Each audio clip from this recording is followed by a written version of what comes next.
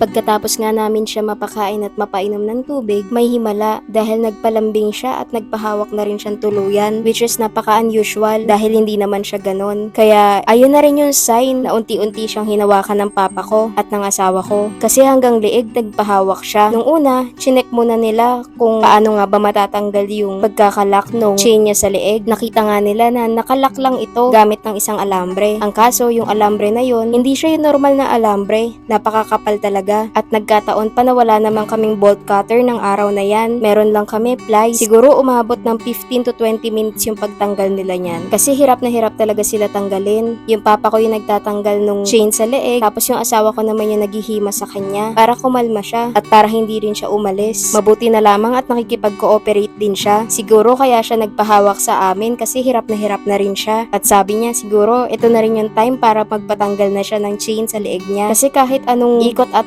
ilang pihit ang gawin ng tatay ko sa pagtanggal nung pagkakalak ng chain niya, hindi talaga magawa-gawa. Kaya tumagal ng sobra. Dahil na rin sa sobrang kapal ng pagkakalak. Pero ang sabi ko nga, pilitin niya talaga na matanggal. Dahil ito na yung pagkakataon habang nahahawakan namin siya. Dahil baka kasi sa susunod na araw, hindi na siya ulit magpahawak. At baka next time, mas lumala at masugat na siya talaga tuluyan doon sa leeg niya. Akala ko nga nung una hindi na matatanggal. Dahil parang nahihirapan na talaga sila. At ang kala ko, susukuan na nila na hindi na lang talaga tanggalin at hayaan na lang na nakakabit. Pero salamat na lang din dahil sa pagpupursige namin na matanggal, sa wakas natanggal nga namin. Sobrang laking ginhawa. Akala mo, pati kami natanggalan ng chain sa leeg. Kasi tingnan nyo naman, bakat na talaga sa leeg nga yung chain at halatang matagal na talaga ito nakakabit sa kanya. At alam ko po, napakarami sa inyo nagko-comment na matanggal namin yan. At ayan, sa wakas, ito po yung good news ko sa inyo. Natanggal na po yung chain sa leeg ni Black and White. Makakahinga na po siya ng maluwag at wala na rin po siyang mabigat na daladala at hindi na rin po siya masusugat. Kaya napakalaging ginhawa nito. Alam ko hindi lang para sa amin, hindi lang para sa kanya, pati na rin po sa lahat ng sumusubaybay sa amin. Kaya nga todo video ako niyan sa kanya pagkatapos matanggal ng chain. Paano? Sobra talaga yung tuwa namin dyan sa kanya. At talagang nagpapalambing na siya ng araw na yan. Hindi rin siya umaalis sa tabi namin. Sobrang saya lang talaga. Ito naman yung next na dinaanan namin, si Muning. Ang ganda-ganda niya pa rin. Tingnan nyo naman kumakangawayan. Gutom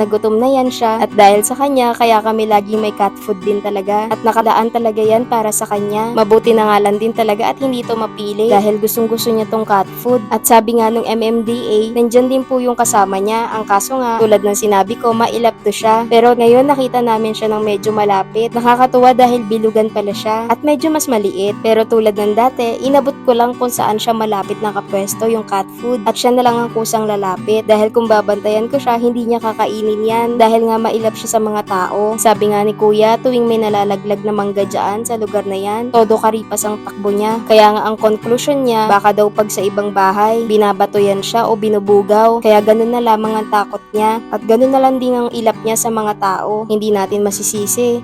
Paano ba naman? Sino ba naman ang gustong masaktan, di ba? Kung wala ka namang ginagawang masama. Pero masaya ako niyan dahil hati sila doon sa pagkain at sigurado ko na nabusog namin sila. At ito naman po yung sunod na pinakain namin, si Whitey doon sa may Alpha Mart. Mabuti na lamang at nandoon siya na abutan namin. Tulad ng dati, mabagal pa rin siya kumain. Kaya hindi na rin talaga namin siya nahintay. Iniwan na lang namin yung pagkain na dyan para tuloy-tuloy na siyang kumain. At ito naman po yung last na pinakain namin. Ito, as always, gutom na gutom to. At sobrang dami pa nga pong tirang pagkain namin yan. Kaya busog na busog siya. Halos 3 beses ata namin na-refillan yung pagkain niya niyan at pinuno namin yung lagayan ng tubig niya.